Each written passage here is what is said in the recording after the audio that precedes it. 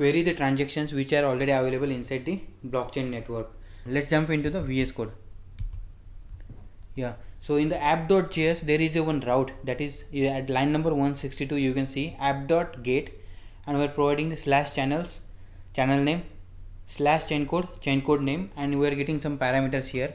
So in the Postman I can show you the fetching the car, get query by car ID. Here what exactly we are passing? We're passing arguments as only one argument, that is the key of that car, and we are providing the function as well, peer name and the function as well. So here we are getting this all the information, you can see, and we are doing some basic checks here. If that is the empty, we are getting from the client. And finally you can see in query.query we have defined one function here. Inside the query we are doing all the stuff here. So in the query function we can see here at the top we have imported necessary stuff here, and again the procedure is same whatever we have done in the invoke chain code. Getting the CCP path, that is the common connection profile path, which is available inside the config. Here you can see connection org1 JSON, and again we are reading the JSON file, converting the JSON object, CCP common connection profile object, you can see here. And next one, so only authenticated user will get, so only authenticated user can query the transaction. So for that purpose we will be checking if that user is already available inside the wallet. So for that wallet part is this, and the wallet is this, and we are checking the identity if that identity is already available inside the wallet. If the identity is not available, then probably we can register and enroll that identity using admins object, which I have already covered in the previous video, that is registering user with the Fabric network. So next one is the again getting the gateway object. So we are creating the gateway object here, connecting, that is the CCP and the options. These are the different options. Here we are creating the network get, network channel name, and again the contract object where we have to pass the chain code name, which we will be getting from the as a parameter. So finally here you can see at line number 46, result equal to await contract dot evaluate transactions, and here we are providing the function name, that is the query car. I think query car is the function name, and the argument 0 is the key for that asset. So whatever the asset available for that key, it will be fetched from the blockchain, and finally we are just sending it.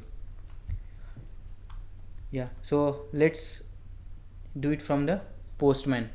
So again one more thing, so our server is already running and our network is already up and running. So make sure that in case if you are facing any issue, just confirm once your server is running and your network is also up and running. You can see all the Docker containers are up and running. In case you don't have, just make sure that go to the artifacts, run docker compose up in detach mode, so it will run all the necessary containers. So after completing this, just go to the back folder, and here run create channel.sh, so it will create the channel and join all the peer. And the next command is deploy chain code.sh, so it will install and instantiate the chain code on the necessary pair, that all the interesting pair. So in this way you can up your network in the running network. And in server, so right now server you can see, so inside the API, inside the API 2.0, just run nodeman or node app.js, so our server will be up and running. So this is a client API server actually. So let's jump here, and first of all we will register user, if we have any token or not. Let's check. Yeah, we got this token. Using this token we will add one car asset, and finally we will fetch the same car asset. In the authentication I am adding this update, and inside the body we are adding supercar 4. Now we will add supercar 5 and we will fetch the same asset. So I am adding the car, I am invoking the transactions, create car, yeah, supercar 5 added. Now we will fetch that car, query car by car ID, and here I'll be providing the car 5. In the chain code we can see there are two methods actually. This is the test method I just added for the upgrading the chain code, and another query car, so probably we can hit that function instead of test. Yeah, so I'm sending now. Yeah, so we got a car for that asset, supercar 5, and that is also available inside CouchDB. We can see here directly supercar 5 was the asset, and here you can see ID supercar 5, revision, color, make, model, and all these things are there already.